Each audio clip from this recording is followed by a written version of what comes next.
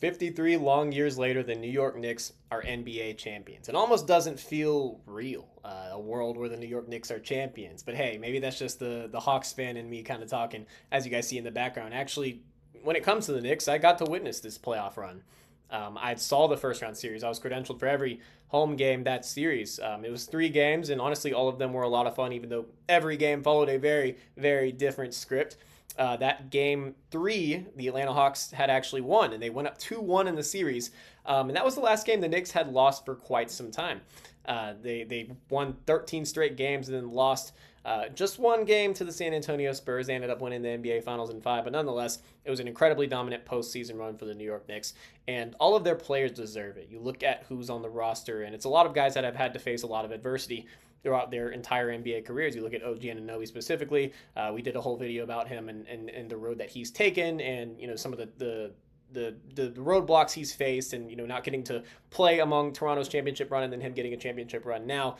Just all kind of feels poetic. Jalen Brunson is a small guard, so his story is obviously inspirational. Mikal Bridges, a lot of people talked about his acquisition as one of the worst in NBA history because the Knicks gave up more first round picks than probably an ideal package would look like. But then you look at the most inspirational story of them all, and one who really this guy deserves a ring more than many other players in the NBA. Not that anyone's not deserving, but Cat's story is it's so inspirational. Karl-Anthony Towns is now an NBA champion, and this one has felt just inevitable for quite some time, given this guy's drive, his work ethic, and everything that he's about. Towns is one of the most likable guys outside the court. Not only is he fun to watch, given his stretch big ability and his proven rebounding and clutch shot making and just overall presence on the floor. Not only is he incredibly impactful and super fun to watch, but he's a great guy off the floor. And he's been through a whole lot. And now he is an NBA champion. Despite everything he's been through on and off the floor, Towns has never kind of strayed away from who he is or what's made him so special, again, both on and off the floor. And honestly, he probably would have never left Minnesota if they never traded him.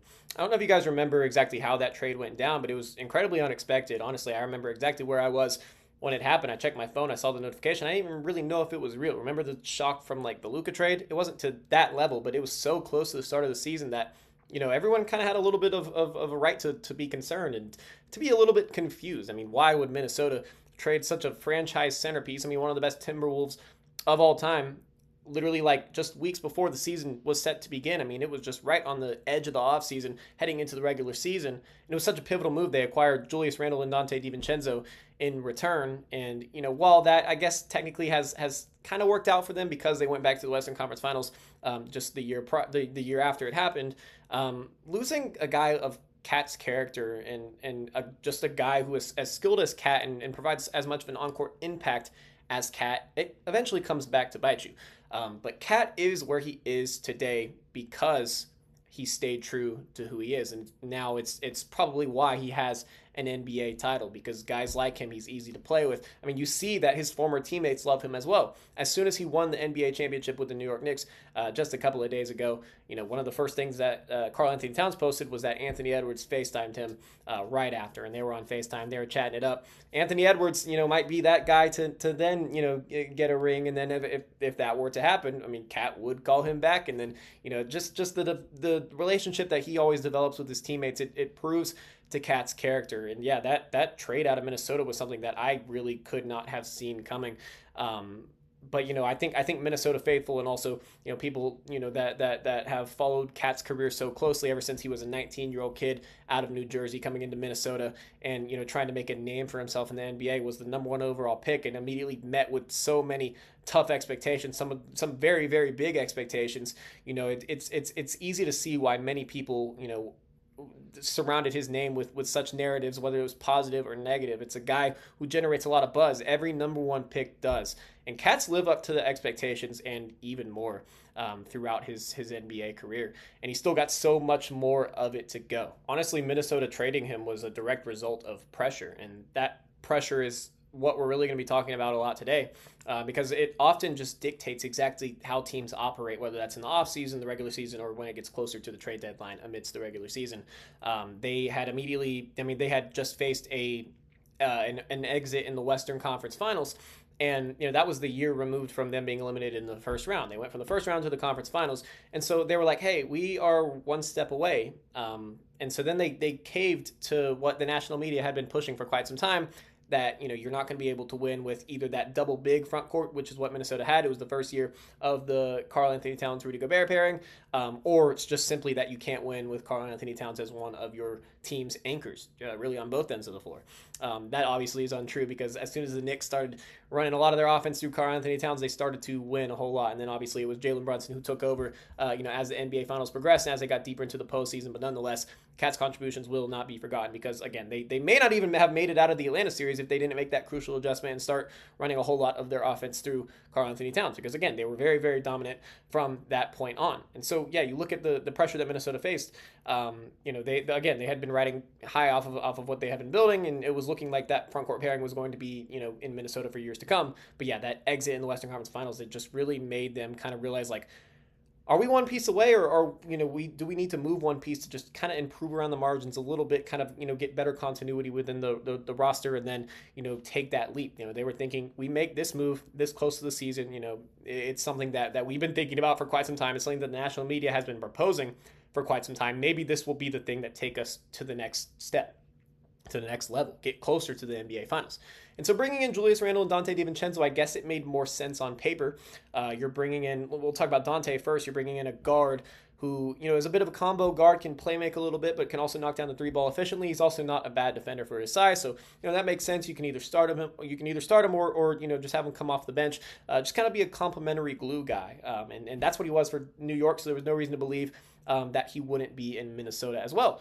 And then you look at Julius Randle, who had been the guy who had kind of taken the Knicks from one era to another.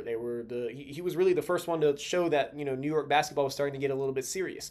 He didn't always perform necessarily too entirely well in the postseason. He actually played my Hawks, and he didn't have a great playoff series. And then the Hawks obviously won that in 5. But New York stayed true with him, and they let him develop year after year, and he was an all-star in New York. And then it showed that talent should come to New York. If you want to develop, if you want to win, and that did great things for the city. That's why New York Knicks fans appreciate Julius Randle so much, just because he kind of paved the way for where they are at now. And then Cat, obviously, he can play the 4, and he played the 4 a good bit for Minnesota that season, but it wasn't his natural position. And so there was that kind of like awkward tendency that just kind of was clouding something special that they were building. And so then they made the rash decision to go ahead and move off of it, and move off of Towns, who had been there for 9 seasons. And so then they moved him, and then both teams just kind of stayed stable. There was no drastic changes. Minnesota went back to the conference finals. New York, they had another year where they're in the playoffs. They made it to the conference finals, and then now they just won the NBA title. So I think it's kind of clear at this point who won that trade. And looking at it from Cat's perspective, I mean, going from Minnesota to New York could not be more different. And to have that happen that close to the season, it's just unfair to him. Now, obviously, him and Minnesota are on great terms at this point, just considering, multiple years have passed since then. But it was still a crazy thing to do at the time.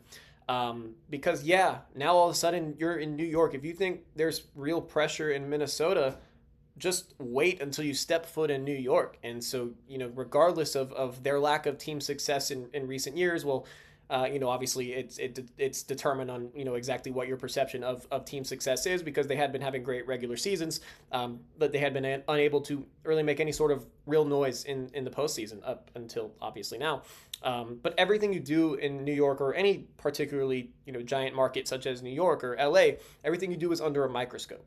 Like one small mistake and fans are ready to ship you out the door. That's honestly probably worse in LA than it is in New York, but still, that's very much a problem. And it's obviously a big problem with just the general consumption of, NBA basketball today, or just basketball in general, sports in general, really. I mean, it's a lot worse in the NBA than I think any other league. And it's why it's such a problem. It's why we're talking about it, because Cat's not a perfect person, nor is he a perfect player.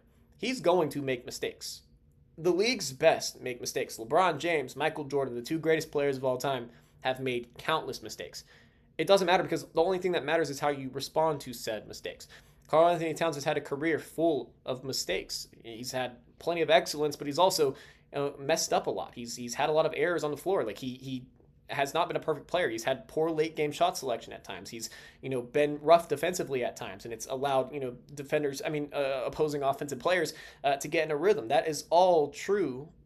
But then when you can put it behind you, you can have the best years of your career, ahead of you. That shows exactly who you are as a person and a player. And the fact that Karl-Anthony Towns, in his first 2 seasons as a New York Knick, has had probably the best 2 seasons of his career, just kind of shows you what kind of player he is, and just the real gamer that he is, because it's been incredibly impressive, and the exact adjustments he's made in his game have probably been a result of the added pressure it is in New York, the added pressure from the fans and the media.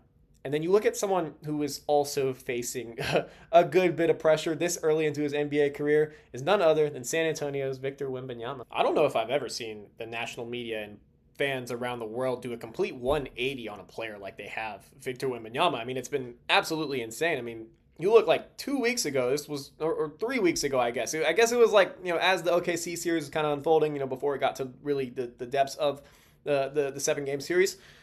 He was probably the most loved player in the NBA. Now he might be one of the most hated, and is just because of one playoff run. Where as a 22-year-old, yes, he made some errors. He was more physical than he probably should have been. There were certainly some plays that, are getting a little bit blown out of proportion, but still are not the best look. But people are just using it as an excuse to just throw awful hate at him. And honestly, yeah, it's been ridiculous, the complete 180 that has just been done on his name, on his just overall image. It's been pretty wild. And so, yeah, like, he's facing a lot of pressure. And honestly, it's crazy that he's facing this much pressure this early in his career, all things considered. All things considered, the Spurs are way ahead of their timeline. If you had told me the Spurs were going to be in the NBA Finals this year, I would have told you were crazy. I would have been like, all of their guys are like just above 20 years old. Like, Wemby's 22, Castle's 21, Dylan Harper is 20. He just turned 22. Like, he came into the NBA, I think, as a 19-year-old. If you had told me that they would be this far this quickly, I would have told you were crazy. I had no faith in the Spurs making a playoff run this deep to the NBA Finals, knocking down the defending champion Oklahoma City Thunder. I thought it was going to be pretty easy. OKC was going to have a cakewalk to the NBA Finals to potentially defend their ring and be 2-time NBA champions, but no, the Spurs beat them, and they're way ahead of schedule. And Wemby himself is way ahead of schedule. This was honestly, this was his healthiest NBA season. And it's no coincidence that the Spurs were, the best that they've been in a very, very long time since, they were winning, championships back in 2014. They are here now, and they're here to stay. And it's important for people to remember that, again, not only are they, way ahead of their timeline, but they're just going to continue getting better. They may not make the finals every year. That's not what I'm saying. They probably aren't. I'm not going to say probably. They very well could not even make the finals next year, or maybe even the next year. But again, they cannot afford to mess up what they've got going right now, kind of mess up this core, because there's going to be so much pressure on them to make such drastic changes, and it's all going to be because of the national media and the fans' perception of Victor Wembanyama. And it was actually Thunder fans who called out Wembanyama and his quote-unquote dirty plays and some of the inconsistencies in the officiating. They were the ones who called it out, and then they were asking the rest of the league, like, hey, why are we the ones that are getting all of the slander for the flopping and the dirty plays and the physicality when the Spurs are getting away with it, and maybe even on a larger scale? I mean, if you are a fan of the Thunder and then you're seeing that in real time, I understand that there's going to be frustrations there, but maybe we should look at this from the bigger picture. Maybe neither of these teams are deserving of the slander that they're getting every day from the biggest talking heads in national media. It's one thing to critique a basketball team and, just talk about what they need to do to improve and some of the things that they're lacking currently and how they could, make several key adjustments in order to kind of send them on the right path. That's one thing. But it's a bit of a different thing when, people start to get personal with it. And that's kind of exactly how all of the discourse has gone, whether it was over the past 365 days with Shai Gilgeous-Alexander and the Thunder, or now with Victor Wembanyama. There's a recent thing that was said about Victor Wembanyama that absolutely blew my mind. Current podcaster and former ESPN host David Jacoby actually on a recent podcast episode said about Victor Wembanyama, "I cannot stand this guy. I hate his outfits, I hate his face, I hate his hair, I hate everything about him." Are you kidding me? This is a basketball game. We are saying this as a direct result of a basketball game. You got 20-year-olds out there playing basketball, and then this is the conclusion you come to. That type of discourse is exactly why I started the infinite possession. That's exactly why I saw just how unfair NBA media was to these young men, to these players, to the sport that brings them such nightly entertainment. I saw all of this and I was like, hey, maybe we should kind of talk about kind of the stuff on the bright side, such as the incredible just rise of Karl-Anthony Towns. Just over his career, and how Victor Wembanyama is doing such unprecedented things this early into his career. Like, let's talk about that instead of like, hey, I hate this guy's hair, I hate this guy's face. I think that's absolutely ridiculous. Because no, again, Wemby is not perfect, and yes, he made a lot of critical mistakes this postseason. Not even just talking about some of the cheap shots that he took, like some of the thing that he did on Brunson, and the reckless closeout in Game 5 that the Knicks ended up winning. That there was like the debate of like whether he should get suspended or not. Everything like aside there, like he had like very much basketball related things that he messed up on, that he needs to improve, such as like the late game turnovers, and also like missing free throws in the clutch. Like that's not something that's always going to be with him for his career, but that's why it's good that he's learning and he's growing and he's experiencing it all in his age 22 season, his third NBA season. He's getting experience that many longtime veterans never get. And so that's why I think it's ridiculous that people are like, okay, well, Wemby's not going to be back. It's like, the odds are that Wemby's probably going to be back. He's 22. He's doing this with a very inexperienced team. You imagine this team gets some experience under them. The rest of the league is going to improve, of course, but if Wemby stays the course and he doesn't just have a rapid fall off, which why would he? Then yeah, he's probably going to get there at some point. And people just hating on him literally just to hate. Like if you want to talk basketball, it's like that's cool. Like you want to talk about what he can improve on specifically as a basketball player, that's cool. But like you get personally start saying like I hate this guy's face, I hate this guy's hair, then it gets a little weird, and that's just the unfair and just the unfortunate direction that NBA media is heading. It's hot take culture. It's just this thing that I don't want to be a part of personally. And again, this just brings us back to the fact that Karl-Anthony Towns and Victor Wembanyama are very similar in ways that they may not be completely aware of, honestly. If you look at them on the court, they're not entirely similar just in terms of basketball players, in terms of what they bring to the floor, other than the fact that they're both really big centers. That's what they have in common on the basketball floor. That's people who don't even know a lot about basketball can tell that. But looking at what they do on the court, I mean, Victor Wembanyama is a lot more of like a mobile guy. He's definitely, he's got some more athleticism. He's obviously uses his height to his advantage in terms of his offensive game, and his some of his defensive abilities, often revolves around him being 7'4". It's why he's one of the best rim protectors, in NBA history. It's why, he's able to rebound the way he does. Karl-Anthony Towns, on the other hand, he's one of the best stretch bigs in NBA history in terms of just sheer ability to shoot from the outside as a big man. He really kind of helped reinvent the modern center position, and so for that, Cat's a very impactful player, very influential, and he's over the course of his career, he's just kind of developed that, and he's stayed consistent in that specific front. So like on the court, no, they're not like very similar players in terms of what they bring, but they're very similar in the way that they're talked about, just not on like the same lens. Victor Wembanyama is super early into his career. Well, we'll start with Cat. Karl-Anthony Towns entered the league with so much expectations. He so many expectations, and for the most part, he lived up to all of them. But being a number one pick, you get natural slander. You get naturally people are hate watching you for really no particular reason. And despite all of the things that he's gone through off the floor, especially what he went through around 2020, and just as that time period kind of progressed, like the slander didn't really slowed down, and then that kind of got people questioning to like, what's the real purpose of NBA media? What's the real intent behind picking apart these players' certain weaknesses or certain strengths, because there was no like greater goal in mind. And then now that Cat has won the championship, his perception is at an all-time high. And it's like, just now we're starting to realize exactly who Cat is as a player, and why he's so special as a player, because he won, because we're able to see it, truly unfold, because people who aren't paying that much attention to some of the smaller market teams are now getting to pay attention to him. It's like, that's a bit unfair. But then you look at Victor Wembanyama, and the hate that he's received is a bit different, because it's coming much earlier into his career than I guess it did for Cat.